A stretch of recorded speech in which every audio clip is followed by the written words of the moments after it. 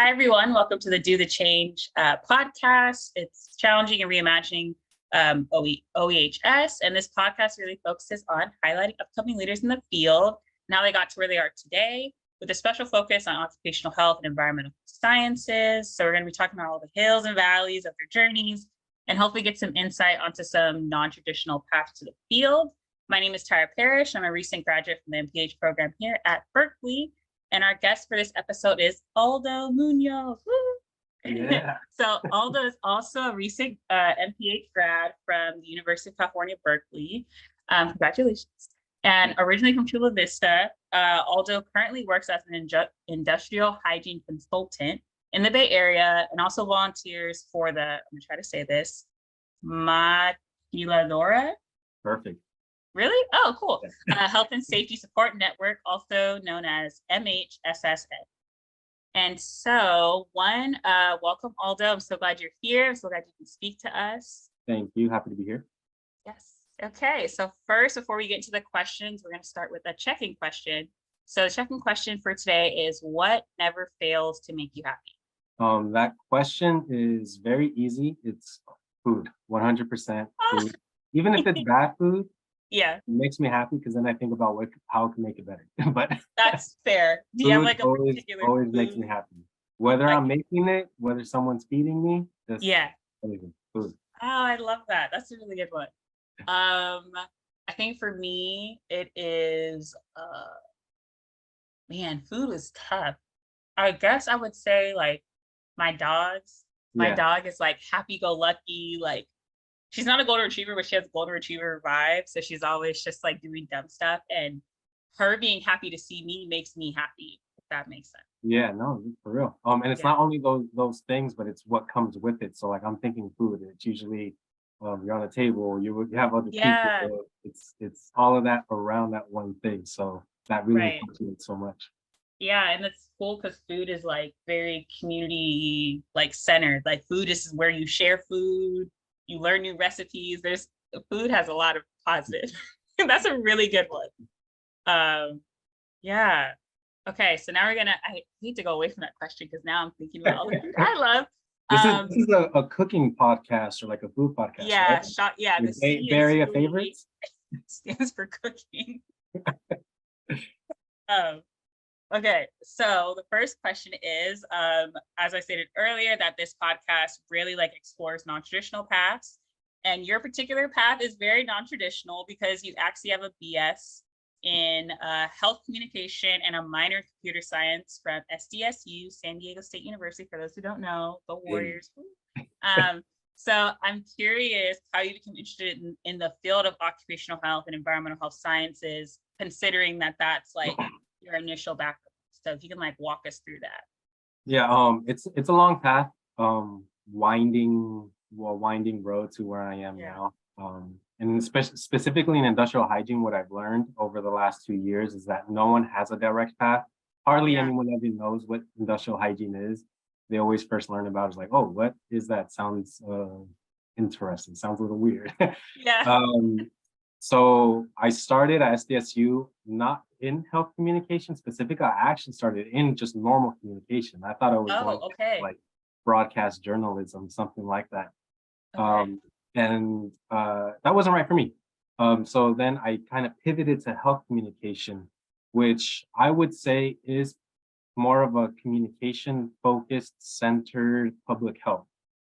So think of health campaigns, getting people to improve their health behaviors. So classic one is, let's say, the anti-smoking campaigns or getting off tobacco smoke. So I started there, even getting out with my bachelor's. I thought, all right, where am I going to go from here? I began in a nonprofit organization for juveniles, for kids that had behavioral issues, maybe troubles with the law. And I saw myself a lot in these kids because they were from the same places where I was from in San Diego. Kind of getting a little bit of the same trouble I was getting into when I was a kid. But they were good kids. And I started with that work and just also didn't necessarily think that it was the right place for me. I wanted a little bit more. And moving on from that step in that nonprofit organization, I knew I wanted to get into research. So then I secured a fellowship with Stanford that was on income inequality in the United States. So I was sent out with my wonderful work partner from Harlem. The two of us went to Texas. We went to Dallas, Fort Worth, Houston. We went to Florida, Puerto Rico to really get a good sense of what is it like to be an American from the bottom of the ladder to the very top. And we had very intimate conversations inside people's homes for hours.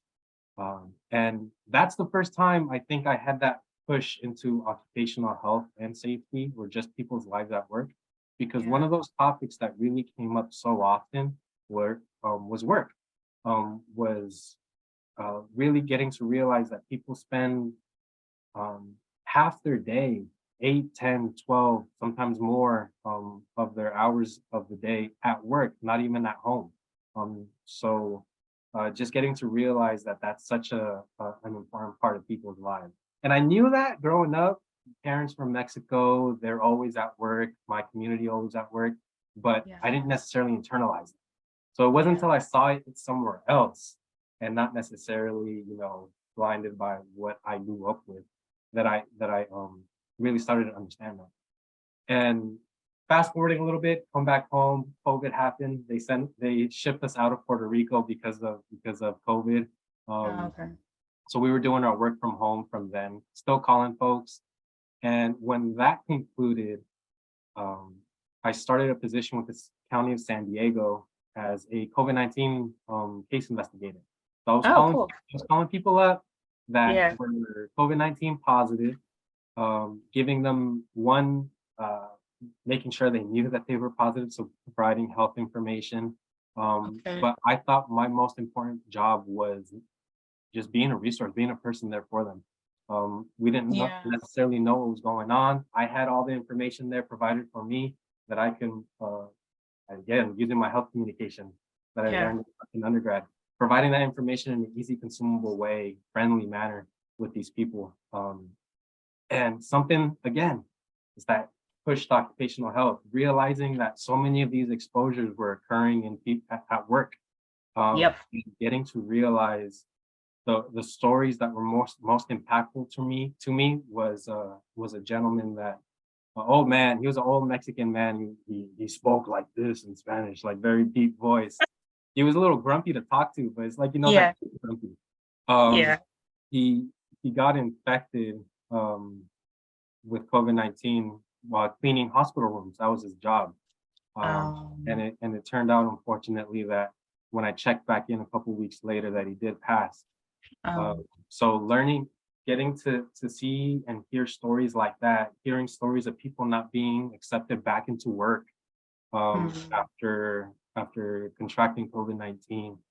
And again, just realizing that work is such an important part of people's lives. And it wasn't until then that I knew I wanted to get a master's degree in public health and really focus my career in that. I just knew that was the path. Again, I still didn't even know what industrial hygiene was then. Until I started, looking through Berkeley's website, looking at the public health page and looking at the two lines in the middle of a page in the environmental health sciences website that mentioned industrial hygiene. And looking into it, looked like that perfect middle ground between more of the soft sciences, the health communication side, more of those hard sciences. I don't like saying those soft and hard because they're all hard. I would say the softer is harder. Exactly. But it's that traditional thing. And that perfect middle ground between the two of both sciences that I thought was a great way to make an impact in my community. And that's a kind of a winding road of different places, but always knowing, like, getting that feel of which way I'm being pushed to and what's really sparking my interest and my passion. But I'm really happy I got here. Like, when I graduated, I was like, this is the right thing. Yeah. And I feel like as you were talking, I was like, yeah, it's a windy road, but also there was a very clear like pattern in everything that you were talking about, particularly when you were saying that you really just wanted to like connect with the community and really understand and really make sure that they also are like understanding health and like all their resources, but through a language that is accessible. That was like the common language. And so it was really cool just listening to you of like, yeah, it was windy, but there's like, it's almost like that silver lining of like, there is something common, even though from the outside looking in, it looks like, oh, he was over here and then over here and then over here. It's like, no, it was, the path looked windy, but it was going in one direction. Yeah, it was going somewhere. And I mean, now look, you're just graduated from Berkeley and you're awesome. Obviously, I know your thesis, but your thesis is dope too. Thank you. But yeah, and so kind of staying on that thread about how health communication, like you said, is like more the more communicative side of public health. Well, that word is tough. And how it's not the most, like we talked about, like traditional like STEM major. Did you face any challenges of like even applying to different jobs or like applying to Berkeley in regards to trying to make that shift or trying to like, this seems like something I want to do, but how do I connect the two? So I would say that I've always really liked math and the sciences. So like just, you mentioned before that I minored in computer science. I only did that because I needed more science in my life. When I was in undergrad, I was like, I need more. So I always wanted that in undergrad, and even taking some math classes, a little bit of calculus here and there, just because I felt like, oh, I might need this in the future. One challenge applying to Berkeley was highlighting that, because absolutely when I was looking into the requirements, I was thinking, man, do I have that chemistry background? Do I have the physics background? Because industrial hygiene historically is a very engineer oriented field. And that has been changing more recently. But I thought that was my strength, because there's so many more people that are, let's say they have a background in environmental engineering or some other hard sciences, that my experience is something that the field is lacking. It's that connection. It's that being able to, again, it might be a theme of this podcast, but really making that connection with people. What's the point of data, of these numbers, of this information, if you can't put it in a nice package and deliver it with some meaning to the community and the people you're trying to impact? And not only that, but in a way that they can make their own and make that sustainable. So that's definitely one challenge. But I talked with folks. They made it clear that it was okay. All right. To still try. And I did try, and I made sure just to focus on the things that made me different, made me unique, and really tell that story. And I think that's what really helped me succeed, especially in the beginning. Don't get me wrong, there's still those classes in the first year, biostats and so on. I hadn't taken statistics again since maybe junior, senior of undergrad. And even then it wasn't too hardcore. So being thrown in there with some other calculus and other classes was challenging. Even though I do like those challenges. But it was just a matter of leaning in there with other students, getting their help, getting their support. Also very helpful that the people and faculty at Berkeley are so helpful. And there are so many other resources that are available. So definitely challenging, but possible to get through. And I just had that community, had those resources available to help me succeed. I'm really glad you pointed out like that being different is actually what makes you stand out. Because I think sometimes people think that, oh, well, a lot of people are going into this field, I therefore have to like be that major. And I will say, like, I'll out myself. I definitely was that person where I wanted to be a vet. I don't anymore, but I wanted to be a vet. So I was like, bio is the way. And then like I met this girl who wanted to be a vet, and she majored in Spanish and she only minored in biology to hit the bare minimum so that her application would go through. But she had like mentioned something similar, and it's really just dope to hear that that theme is common in other fields as well, particularly STEM, because like you said, the soft skills are actually harder than those math skills, where if you don't, you can be the smartest person in the world, but if you can't communicate it to where you can walk up to a stranger and they get it, then what's the point? What's the point of having those hard skills if you can't even communicate how to even get to that point? So yeah, that's just, I'm just really glad you said that, because that's definitely something that's like a misconception, I would say. And speaking of misconceptions, are there any other misconceptions or myths about careers in occupational health or environmental health that you think are just important to mention, and especially for folks who are thinking about getting in the field or thinking of applying to, you know, jobs in the field? I think that number one thing would be what I mentioned before about just thinking that you need to come from that type of background. Of, let's say, environmental engineering or other types of engineering, or biology or chemistry for one, because of course with industrial hygiene, you're dealing with different types of chemical exposures. So absolutely very helpful to come in with that chemistry background. Did I take chemistry in undergrad? I don't remember. It might be on that transcript. I did take it in high school. Remember? But other than that, like it's a matter of just being able to take on that challenge, being able to and willing to learn. I'd say in industrial hygiene, occupational health and safety, and especially from my internship experience, it's realizing that we're a funnel of information as occupational health professionals. We're bringing in information from academia, from science. We're bringing information from the people working on the field, and we're putting all that together into one nice package. So you need to be a jack of all trades, whilst of course still being based in science, but really bringing all that information that's again consumable and easy to understand for all parties, for the workers, for management, for everyone. But I'd say the number one misconception is thinking that you need to come from this background. Not true. I think that's a lot of people need to hear that, where it's like, you can come from wherever you want to come from, as long as you like, obviously you got to have the basics, whatever stuff, so you know. But that's not like a limiting factor of wherever you choose to come from.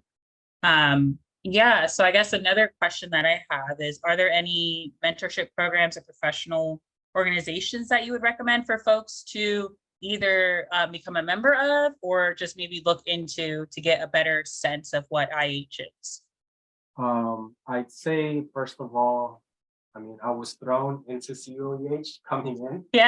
So I've got to represent COEH, absolutely. And I feel like Berkeley and just IH in general is a pretty small world. Especially, I'd say the number one organization to get into is AIHA. Am I getting tested on acronyms now? No, I don't know. I can't help you. American Industrial Hygiene Association. I think that's there you go. Okay. But yeah, that's super helpful. Even joining in as a student member, it's fairly cheap. And they do provide lots of resources. And being a part of a local section here in Northern California with other industrial hygienists from maybe they just graduated last year to our veteran OGs in the game. Like one Garrett Brown, been here in Northern California for a long time.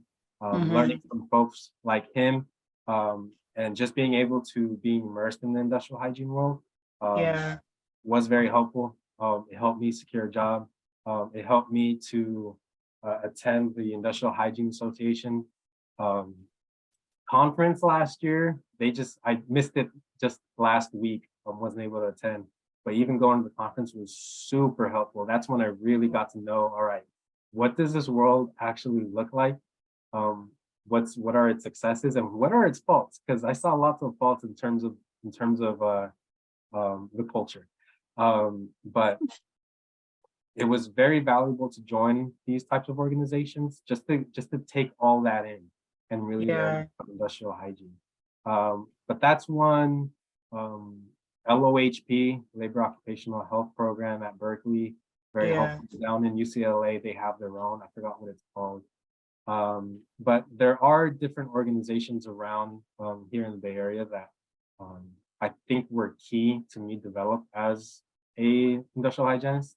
Gotcha. So definitely those two. Gotcha. And I actually want to get back to a point that you said about some of the shortcomings of the field. Like if you want to touch on that, because I think it could also help people find like their niches, or maybe that's something where I'm like, you know what, that's something I was interested in. And now I know there's that hole where I could kind of be a part of that change. So if you don't mind just like touching on like, what did you see at that conference just in general, where you're like, okay, this field is cool, but also they're kind of falling short in these areas. I think this segment of the podcast is called Tea Time. So tea time. Oh, you should. You know what? The next person, a little jingle. Yeah. I just get out my teacup and I'm like, oh, what's going on? So getting to the conference, it did seem like they were stuck, or just they were a few decades back in terms of some issues. Gotcha. And I remember one little breakout room where some consulting company presented. I think it was not exactly, but I'm paraphrasing, maybe the new horizon of occupational health and safety, or just what's new. And they put a slide that had so many topics about occupational health and safety. And the most in-depth they got, like in terms of like the new world is women. They were barely to women. There was nothing about race or ethnicity or anything in terms of impacting how your health is affected at work. Wow. So just seeing that just kind of rang that bell to me about the organization, or just the field in general. So I think there's plenty of room to expand that space, especially now in industrial hygiene, occupational health and safety. Would be, let's say, just bringing that into the work, maybe whether it's in academia, doing some research, doing some studies on maybe how race or ethnic background impacts health at work. Maybe implementing that at some company or some consulting firm or something like that. But there's definitely space for that. I thought that was the number one thing that came to my attention while I was at the conference. But I think Berkeley did a good job of bringing that into perspective a lot during classes. But I think that's also something that makes the program here at Berkeley special versus other places. Maybe other universities, I'm not sure because I wasn't in their classes. I'm so speculating. But I feel like that's something that makes it special here. Just reeling it back, I'm like, all right, let's put this in perspective.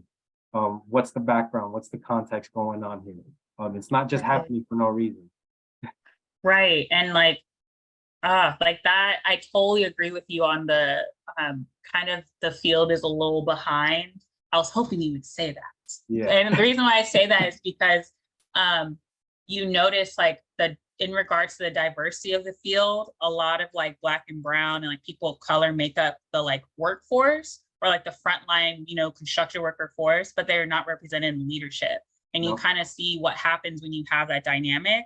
And then also how a workplace is, maybe I'm going a little too far stretching, but I feel like the workplace is better when those who are in leadership represent you, because different groups have different needs and different concerns that are unique to their own like ethnic background. So like, for instance, those who are undocumented may be less likely to speak up if there's something wrong, simply because that their status puts them in a certain situation, or like make them more vulnerable compared to other groups. And it's like, unless you're a member of that group, or unless you're kind of tuned in to like how that community has a very unique vulnerability, you wouldn't even know to like maybe create a safe space where it's like you can unanimously like write stuff, or you could talk to this person and your status will be like protected or stuff of that nature. So I'm really glad you said that, because that's something where you don't, unless you're in it and you see it, you go, whoa, like,